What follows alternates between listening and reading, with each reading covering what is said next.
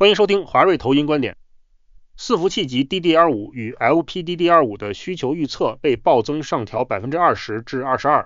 全球记忆体在2028年的准可定址市场被调升至 1.7 兆美元。一场围绕着 AI CPU 运算负载与 HBM4 晶圆级定制的世纪大决战，正以排山倒海之势在半导体产业链中全面爆发。如果您对记忆体晶片的理解还停留在随景气周期震荡，只能被动等待辉达 GPU 产能释放的旧框架里，那么摩根大通最新发布的全球记忆体研究报告将会彻底颠覆您的认知。当全球市场的目光仍在拥挤的 GPU 显存通道中寻求答案时，底层资金已经悄悄转移。一场由云端巨头自研 CPU 崛起以及 HBM4 逻辑基础晶圆定制化革命引发的全球半导体价值再分配，实际上已经进入了最惨烈的临界点。首先，我们必须解锁这波记忆体超级周期更高更长的底层新引擎，那就是从 GPU 矩阵运算向 AI CPU 协调运算的历史性延展。摩根大通指出，市场长期以来严重低估了 CPU 在人工智慧系统中所承担的运算负载。在先进的人工智慧工作负载中，除了 GPU 负责大规模矩阵乘法外， CPU 正在承担越来越繁重的协同调度，即任务协调与逻辑控制、状态管理以及应用程式界面执行。这种计算范式的移转直接导致全球超大规模云端服务提供商对自研 CPU 如亚马逊的 Graviton、谷歌的 Axion 以及英伟达 Vera CPU 的采购呈现爆发式增长。摩根大通报告给出了一组极具震撼力的结构性参数。全球 AI 伺服器中的 CPU 与 GPU 配比已经从2023年的 5.4 比1快速攀升至2025年的 3.2 比1，并预计将在2028年进一步缩窄至 2.4 比1。这种 CPU 密度的显著抬升，直接倒逼摩根大通将2027至2028财年的伺服器级 DDR5 与 LPDDR5 的位元需求大幅上调了 20% 至 22%。高盛与摩根大通的交叉数据预估，到2027与2028年，仅 AI CPU DRAM 的需求量就将达到1100万与1700万级位元组，占据整个记忆体市场需求总量高达 19% 与 24%。这意味着AI 对记忆体的消耗已经正式开启了双轮驱动的全新时代。而在这场由算力重构引发的需求狂潮中，最为惊心动魄的无疑是 HBM4 时代三星电子与 SK 海力士这两大记忆体巨头的生死判官之战。摩根大通指出， HBM 技术的演进正迎来其诞生以来最为剧烈的结构性变革。在过去的 HBM3 与 HBM3E 时代，决定晶片效能与产能瓶颈的核心在于先进封装如 MRMUF 技术与堆叠层数，这也是 SK 海力士凭借与辉达、台积电的铁三角同盟，牢牢掌控全球 60% 以上 HBM 份额，将三星边缘化的核心原因。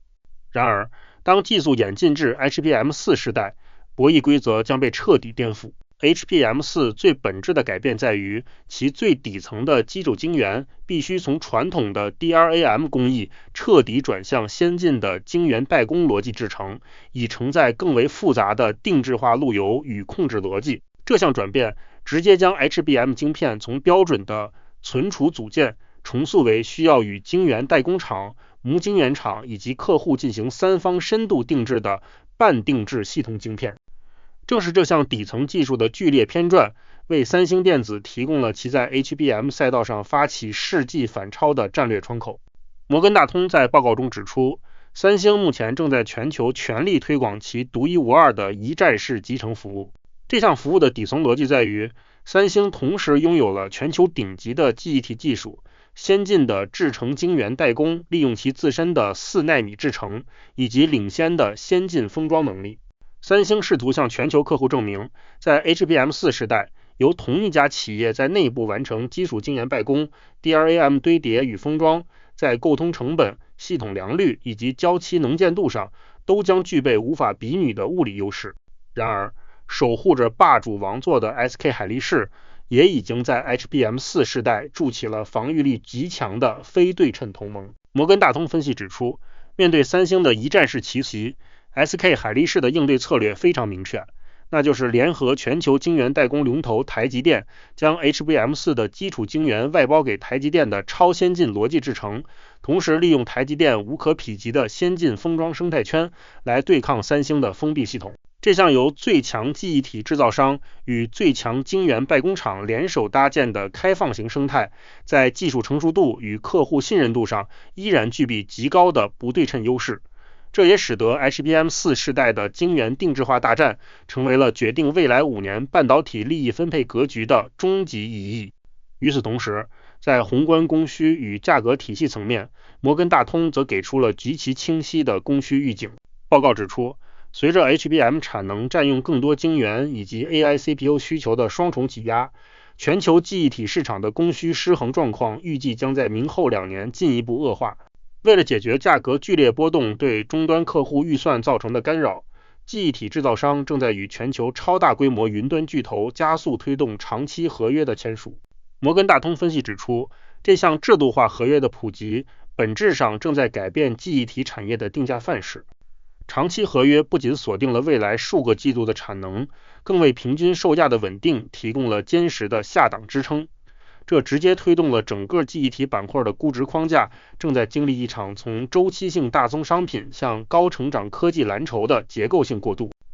分析完这些令人振奋的量化持仓与技术变革，我们必须深入透视这场记忆体史诗级超级周期背后的底层资本流向。华瑞认为，摩根大通将2028年记忆体总可定制市场调升至 1.7 兆美元，本质上宣告了全球 AI 算力配置已经从单纯的算力晶片争夺迈向存储带宽与容量瓶颈的关键突破期。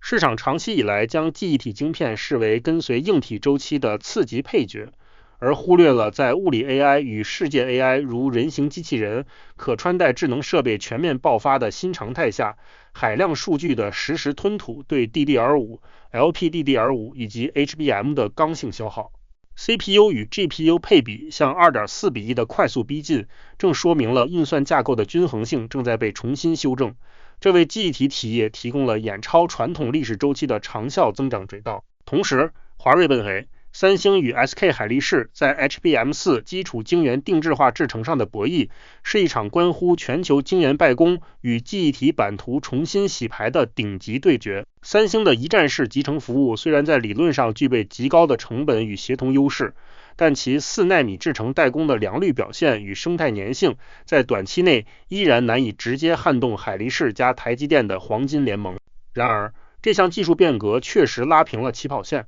使得三星具备了在 HBM4 世代分时回答 Blackwell Ultra 和 Rubin 世代可观订单的底筹实力。在长期合约稳定售价下，龙头企业的盈利弹性将展现强大抗周期属性，这也是资金持续重仓该板块的根本原因。当然，在我们乐观看待记忆体产业上行空间的同时，专业的研究报告也提醒我们必须防范未来的不确定性与潜在逆风。摩根大通在报告中特别指出了2个核心的下行风险点。第一个关键风险在于先进封装产能如 CoWoS 的持续瓶颈对 HBM 出货速度的实质限制。摩根大通指出，即使三星和海力士能够足额生产出高品质的 HBM4 晶片，但如果台积电或其自建的先进封装良率与产能释放不及预期，将会导致大量 HBM 晶片积压在渠道中无法转化为实质营收，进而对企业的短期利润兑现节奏构成直接的延迟干扰。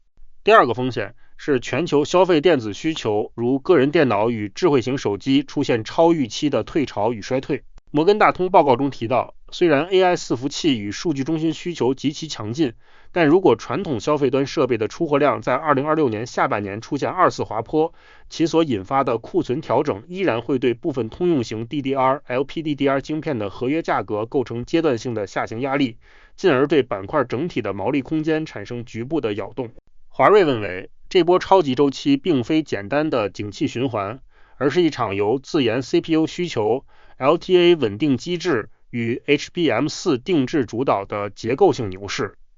对于投资者而言，布局重点应从短期晶片报价转向对自研 CPU 渗透率与 HBM4 验证实际的精细验证。应追踪2条核心线索。第一，亚马逊 Graviton、谷歌 Axion 与英伟达 Vera CPU 在数据中心的实质部署斜率。特别是 CPU 减 2 减 GPU 配比是否能在2028年如期达 2.4:1， 这将决定 DDR5 的利润高度。第二，三星 HBM4 基础晶圆的代工良率突破，以及其在辉达 Rubin 世代认证中的进度，这两项硬指标才是精确捕捉记忆体与先进封装超额收益的关键。以上就是本期节目的全部内容，